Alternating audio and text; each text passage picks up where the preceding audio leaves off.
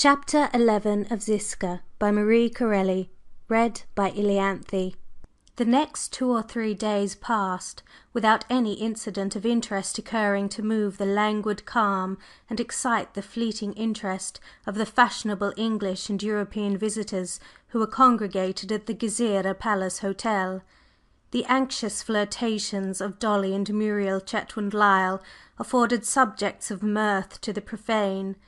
The wonderfully youthful toilettes of Lady Fulkeward provided several keynotes from which to strike frivolous conversation, and when the great painter Armand Gervase actually made a sketch of her ladyship for his own amusement, and made her look about 16, and girlish at that, his popularity knew no bounds.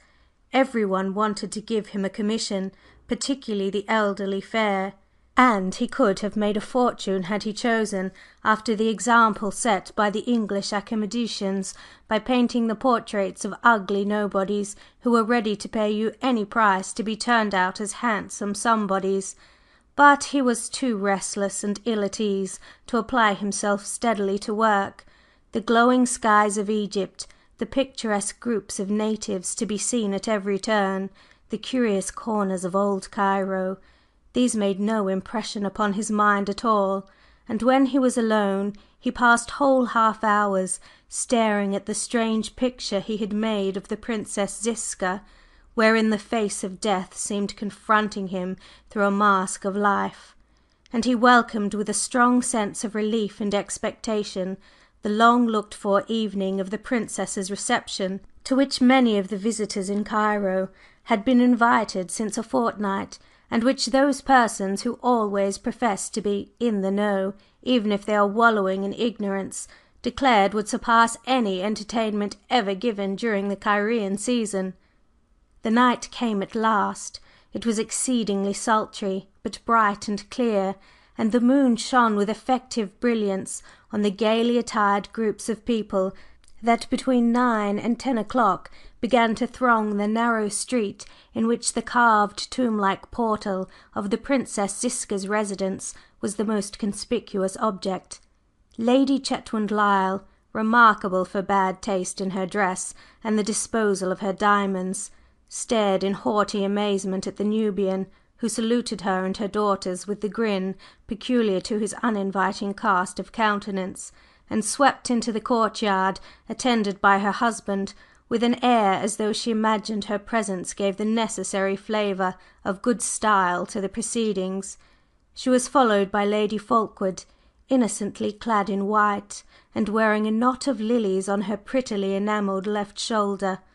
Lord Fulkeward, Denzil Murray, and his sister Helen also wore white, but though she was in the 20s and Lady Fulkeward was in the 60s, the girl had so much sadness in her face and so much tragedy in her soft eyes that she looked, if anything, older than the old woman.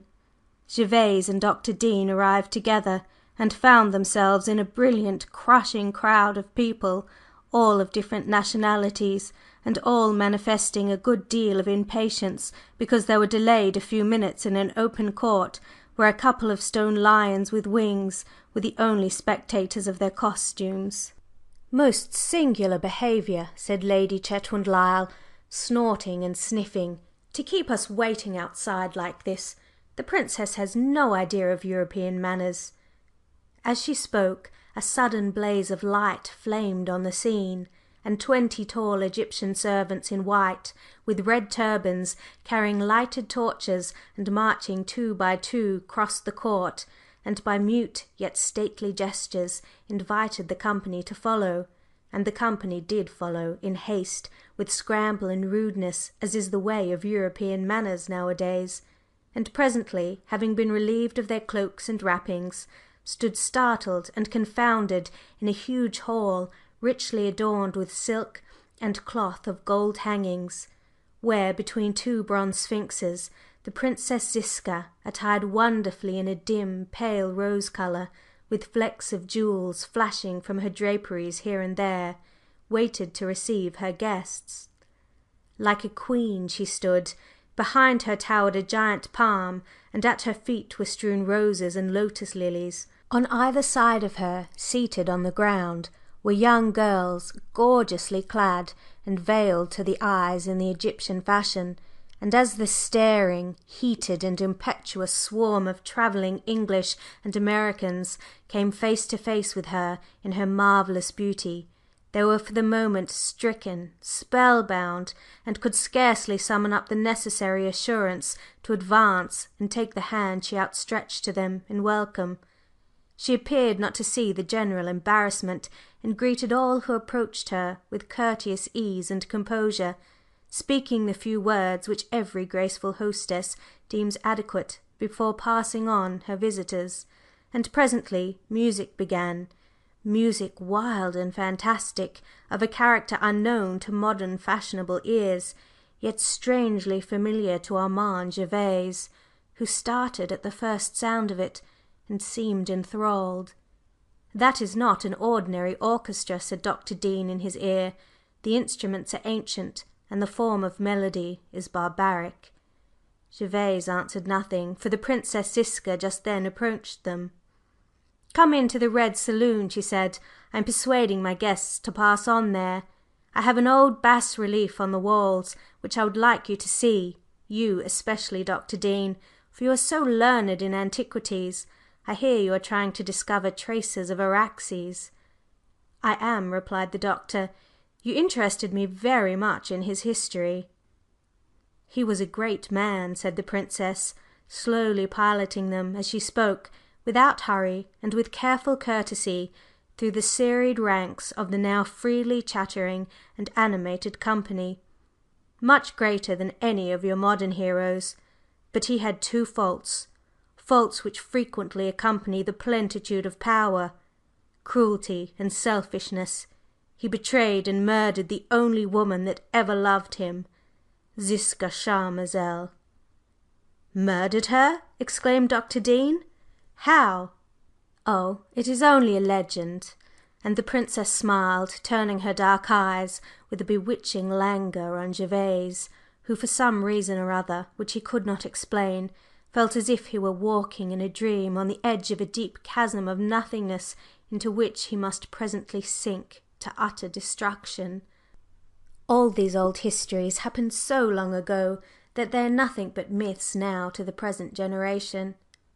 "Time does not rob any incident of its interest to me," said Dr. Dean. "Ages hence Queen Victoria will be as much a doubtful potentate as King Lud. To the wise student of things there is no time and no distance. All history from the very beginning is like a wonderful chain in which no link is ever really broken, and in which every part fits closely to the other part, though why the chain should exist at all is a mystery we cannot solve. Yet I am quite certain that even our late friend Araxes has his connection with the present, if only for the reason that he lived in the past." "How do you argue out that theory?" asked Gervase with sudden interest. "How do you argue it? The question is, how can you argue at all about anything that is so plain and demonstrated a fact? The doctrine of evolution proves it. Everything that we were once has its part in us now. Suppose, if you like, that we were originally no more than shells on the shore, some remnant of the nature of the shell must be in us at this moment. Nothing is lost, nothing is wasted, not even a thought. I carry my theories very far," pursued the Doctor, looking keenly from one to the other of his silent companions as they walked beside him through a long corridor towards the Red Saloon, which could be seen, brilliantly lit up and thronged with people. "Very far indeed, especially in regard to matters of love. I maintain that if it is decreed that the soul of a man and the soul of a woman must meet, must rush together, not all the forces of the universe can hinder them. Aye, even if they were, for some conventional cause or circumstance themselves, reluctant to consummate their destiny, it would nevertheless, despite them, be consummated. For mark you, in some form or other they have rushed together before, whether as flames in the air, or twining leaves on a tree, or flowers in a field. They have felt the sweetness and fitness of each other's being in former lives, and the craving sense of that sweetness and fitness can never be done away with, never, not as long as this present universe lasts. It is a terrible thing," continued the Doctor in a lower tone, "a terrible fatality, the desire of love. In some cases it is a curse, in others a divine and priceless blessing. The results depend entirely on the temperaments of the human creatures possessed by its fever. When it kindles, rises and burns towards heaven in a steady flame of ever brightening purity and faith, then it makes marriage the most perfect union on earth, the sweetest and most blessed companionship. But when it is a mere gust of fire, bright and fierce as the sudden leaping light of a volcano, then it withers everything at a touch, faith, honor, truth, and dies into dull ashes in which no spark remains to warm or inspire man's higher nature. Better death than such a love, for it works misery on earth, but who can tell what horrors it may not create hereafter?" The Princess looked at him with a strange, weird gleam in her dark eyes. "You are right," she said. "It is just the hereafter that men never think of. I am glad you at least acknowledge the truth of the life beyond death." "I am bound to acknowledge it," returned the Doctor, "inasmuch as I know it exists." Gervase glanced at him with a smile in which there was something of contempt. "You are very much behind the age, Doctor," he remarked lightly. "Very much behind indeed," agreed Dr. Dean composedly. "The age rushes on too rapidly for me, and gives no time to the consideration of things by the way. I stop, I take breathing space in which to think. Life without thought is madness, and I desire to have no part in a mad age." At that moment they entered the Red Saloon, a stately apartment which was entirely modelled after the most ancient forms of Egyptian architecture. The centre of the vast room was quite clear of furniture, so that the Princess Ziska's guests went wandering up and down, to and fro, entirely at their ease, without crush or inconvenience, and congregated in corners for conversation, though if they chose they could recline on low divans and gorgeously cushioned benches ranged against the walls and sheltered by tall palms and flowering exotics.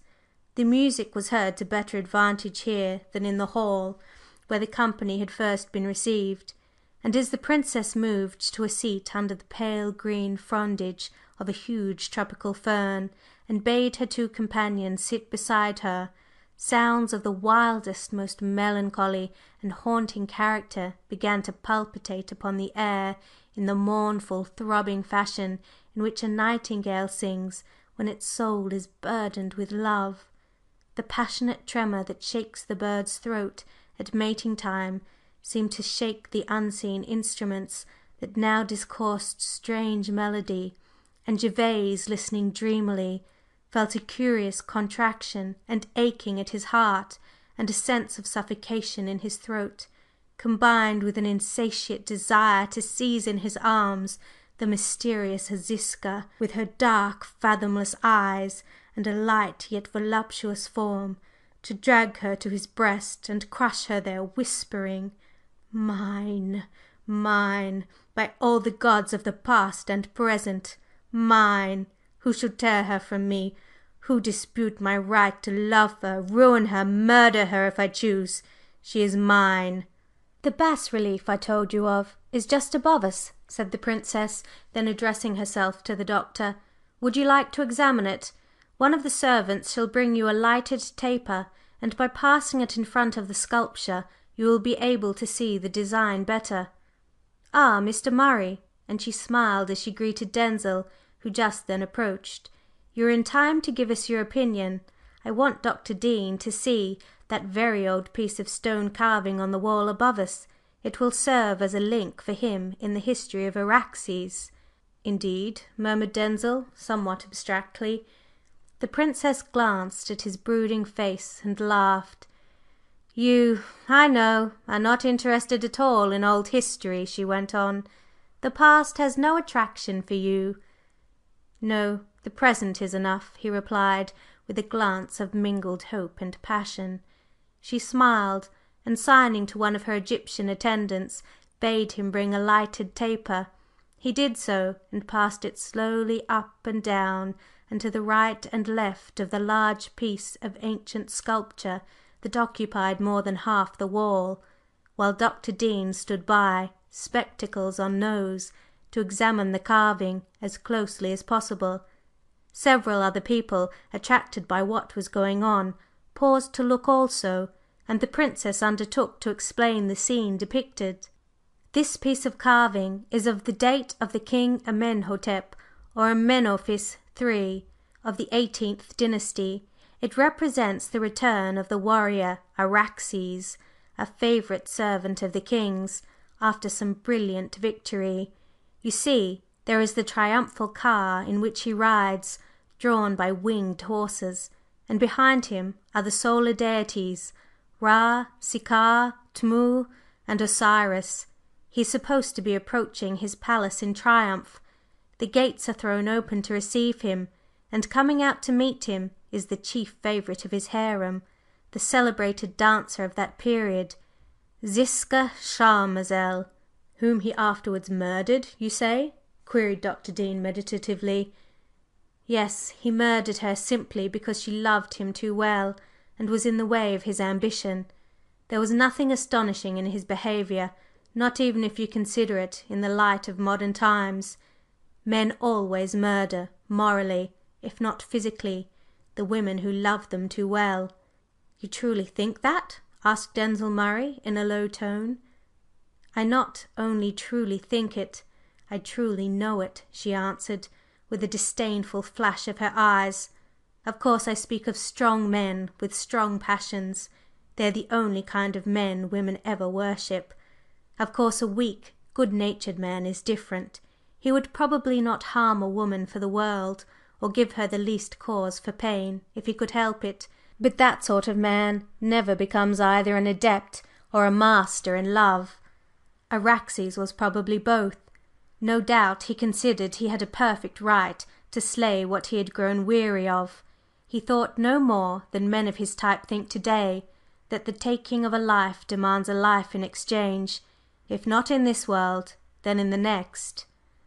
The group of people near her were all silent, gazing with an odd fascination at the quaint and ancient sculptured figures above them, when all at once Dr. Dean, taking the taper from the hands of the Egyptian servant, held the flame close to the features of the warrior riding in the car of triumph, and said slowly: "Do you not see a curious resemblance, Princess, between this Araxes and a friend of ours here present, Monsieur Armand Gervase?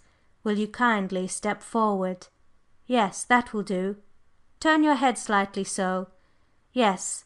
Now observe the outline of the features of Araxes as carven in this sculpture thousands of years ago, and compare it with the outline of the features of our celebrated friend, the greatest French artist of his day. Am I the only one who perceives the remarkable similarity of contour and expression?" The Princess made no reply. A smile crossed her lips, but no word escaped them. Several persons, however, pressed eagerly forward to look at and comment upon what was indeed a startling likeness. The same straight, fierce brows, the same proud, firm mouth, the same almond-shaped eyes were, as it seemed, copied from the ancient entablature and repeated in flesh and blood in the features of Gervase. Even Denzil Murray, absorbed though he was in conflicting thoughts of his own, was struck by the coincidence. "It is really very remarkable," he said, allowing for the peculiar style of drawing and design common to ancient Egypt. "The portrait of Araxes might pass for Gervase in Egyptian costume."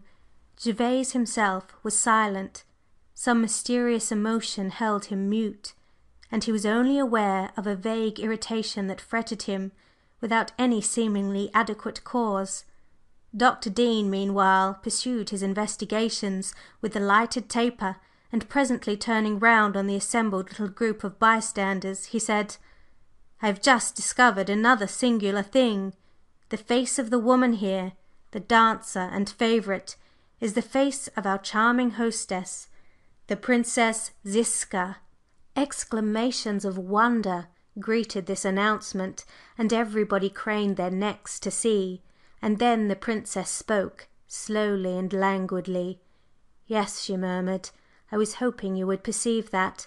I myself noticed how very like me is the famous Ziska Charmazel, and that is just why I dressed in her fashion for the fancy ball the other evening. It seemed to me the best thing to do, as I wanted to choose an ancient period. And then, you know, I bear half her name."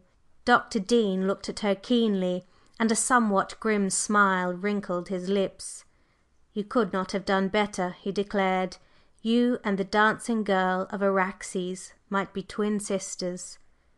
He lowered the taper he held that it might more strongly illuminate her face, and as the outline of her head and throat and bust was thrown into full relief, Gervase, staring at her, was again conscious of that sudden, painful emotion of familiarity which had before overwhelmed him, and he felt that in all the world he had no such intimate knowledge of any woman as he had of Ziska. He knew her. Ah, how did he not know her? Every curve of that pliant form was to him the living memory of something once possessed and loved, and he pressed his hand heavily across his eyes for a moment to shut out the sight of all the exquisite voluptuous grace which shook his self-control and tempted him almost beyond man's mortal endurance. "Are you not well, Monsieur Gervase?" said Dr. Dean, observing him closely, and handing back the lighted taper to the Egyptian servant who waited to receive it. "The portraits on this old carving have perhaps affected you unpleasantly, yet there is really nothing of importance in such a coincidence." "Nothing of importance, perhaps, but surely something of singularity," interrupted Denzil Murray, "especially in the resemblance between the Princess and the dancing girl of that ancient period. Their features are positively line for line alike." The Princess laughed.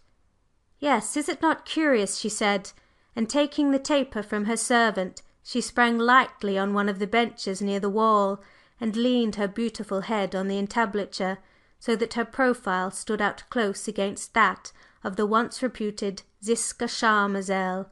"We are, as Dr. Dean says, twins." Several of the guests had now gathered together in that particular part of the room, and they all looked up at her as she stood thus in silent and somewhat superstitious wonderment.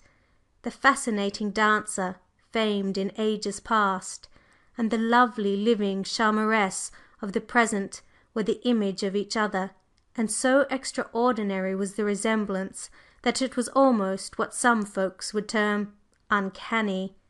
The fair Ziska did not, however, give her acquaintances time for much meditation or surprise concerning the matter, for she soon came down from her elevation near the sculptured frieze, and extinguishing the taper she held, she said lightly: "As Dr. Dean has remarked, there is really nothing of importance in the coincidence.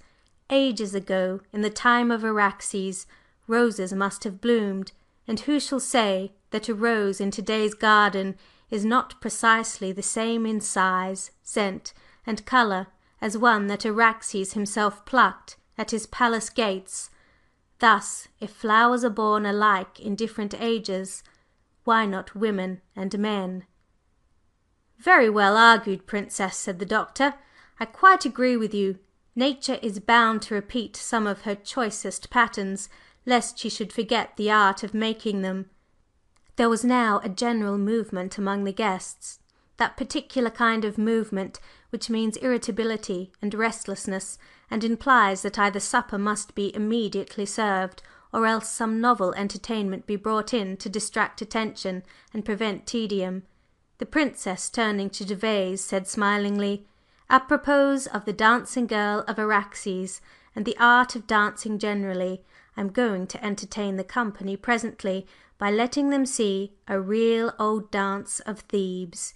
If you will excuse me a moment, I must just prepare them and get the room slightly cleared. I will return to you presently." She glided away with her usual noiseless grace, and within a few minutes of her departure the gay crowds began to fall back against the walls and disperse themselves generally in expectant groups here and there, the Egyptian servants moving in and out, and evidently informing them of the entertainment in prospect. "Well, I shall stay here," said Dr. Dean, "underneath this remarkable stone carving of your warrior prototype, Monsieur Gervase. You seem very much abstracted. I asked you before if you were not well, but you never answered me." "I am perfectly well," replied Gervase, with some irritation. "The heat is rather trying, that is all. But I attach no importance to that stone frieze. One can easily imagine likenesses where there are really none." "True," and the Doctor smiled to himself and said no more. Just then a wild burst of music sounded suddenly through the apartment, and he turned round in lively anticipation to watch the proceedings. The middle of the room was now quite clear, and presently, moving with the silent grace of swans on still water, came four girls, closely veiled, carrying quaintly shaped harps and lutes. A Nubian servant followed them, and spread a gold-embroidered carpet upon the ground, whereon they all sat down and began to thrum the strings of their instruments in a muffled, dreamy manner, playing a music which had nothing of melody in it, and which yet vaguely suggested a passionate tune. This thrumming went on for some time, when all at once from a side entrance in the hall a bright, apparently winged thing bounded from the outer darkness into the centre of the hall, a woman clad in glistening cloth of gold and veiled entirely in misty folds of white, who, raising her arms, gleaming with jewelled bangles, high above her head, remained poised on tiptoe for a moment, as though about to fly. Her bare feet, white and dimpled, sparkled with gems and glittering anklets. Her skirts, as she moved, showed fluttering flecks of white and pink, like the leaves of May blossoms shaken by a summer breeze. The music grew louder and wilder, and a brazen clang from unseen cymbals prepared her, as it seemed, for flight. She began her dance, slowly, gliding mysteriously from side to side, anon turning suddenly with her head lifted, as though listening for some word of love which should recall her or command. Then, bending down again, she seemed to float lazily like a creature that was dancing in a dream, without conscious knowledge of her actions. The brazen cymbals clashed again, and then, with a wild, beautiful movement like that of a hunted stag leaping the brow of a hill, the dancer sprang forward, turned, pirouetted, and tossed herself round and round giddily with a marvellous and exquisite celerity, as if she were nothing but a bright circle of gold spinning in clear ether. Spontaneous applause broke forth from every part of the hall. The guests crowded forward, staring and almost breathless with amazement. Dr. Dean got up in a state of the greatest excitement, clapping his hands involuntarily, and Gervase, every nerve in his body quivering, advanced one or two steps, feeling that he must stop this bright, wild, wanton thing in her incessant whirling, or else die in the hunger of love which consumed his soul. Denzil Murray glanced at him, and after a pause left his side and disappeared.